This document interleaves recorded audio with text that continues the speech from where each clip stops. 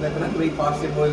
An overtime siguro, ano lang po yung, paano nila po binubus yung moral ng mga bata na kumbaga, naglaro pa kayo ng isang pang quarter.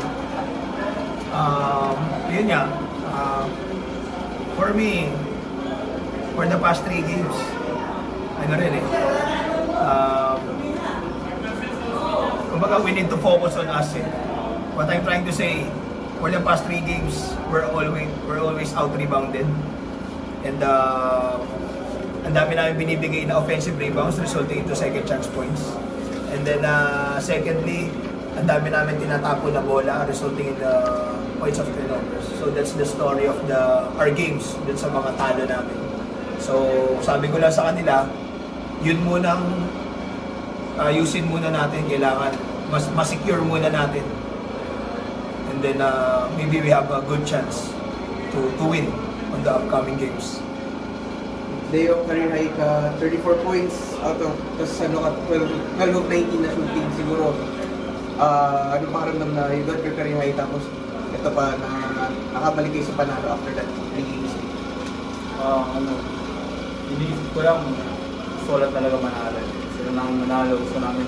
Sabi nga ni Coach, hindi lang para bounce back na yung redemption na rin sa akin. Jimboy, back from the suspension that caused you to miss that battle of Intramuros. Also in a big way possible. Could have settled the game in the first overtime, pero does it feel na at least the streak's over? Dahil sinabi na naman ni Coach na wala hindi bitaw hanggang dulo kapag may oras Kung pinuligid ka pa nga, nakita namin pinuligid ka ng fourth quarter.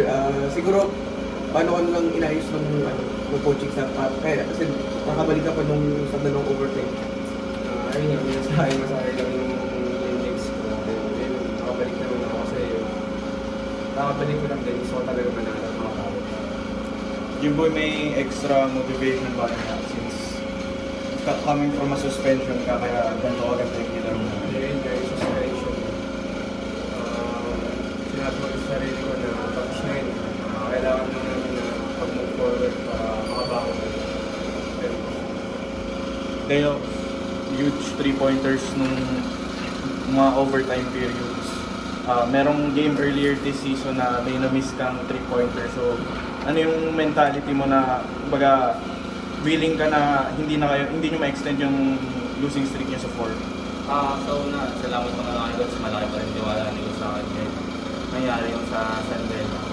Kaya kailangan ko rin mag-step up na kanina kasi pinupulikat na si Jimboy, si Nat, sumasakit na yung paa.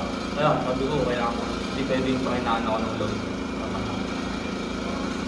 Coach, those 2 games against San Sebastian is a game of contrast, pero ano yung pinaka-lesson mo in those 2 games that eventually would serve you well in the long run heading to the last 5 games of the season? And for us, we need to take care of the ball because medyo careless kami. And secondly, we need to dominate the rebounding. As you can see, talagang based on the stats, talagang talo kami sa rebound. So, we don't have, or dami nang binibigay na extra possession sa kalaban resulting to second chance points. So, we need to solve that para makasurvive kami sa serye na to. Last 5 games. Right. You could have won the game nung regulation pala pero si Parang set that yung huge streak. Can you just talk about how hard was it starting up here in that right? I guess presence of mind.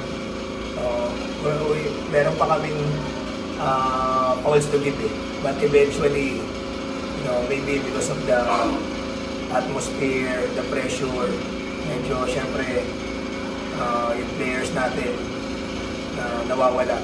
So, ayun lang. Sa akin, sabi ko lang sa kanila that may oras kung tayo bibitaw. Yung mga ganitong challenges i-embrace natin. That's normal in basketball. Kumbaga, sooner or later, pagtapos na sila sa college, nasarap balikan, sarap pagkwentuhan. Diba? Nababalik-babalikan namin na Jimboy Estrada, halos lupay-pay ka na pero lumalabang ka pa rin. Deo Quahao, diba? Akala ng kalaban, parang tapos na yung serye pero gumagawa ka pa rin ng paraan, you know, you find ways to make those 3 points. Pero coach, ano yung masasabi mo sa performance ni Jalen? Kasi he's been constantly laging one of your reliable people for the time. He earned it kasi tinatrabaho niya talaga sa Insaya. Yun lang yung masasabi ko. He don't deserve that. He earned it. Kaya ganyan yung nilalaro niya. Coach, your next game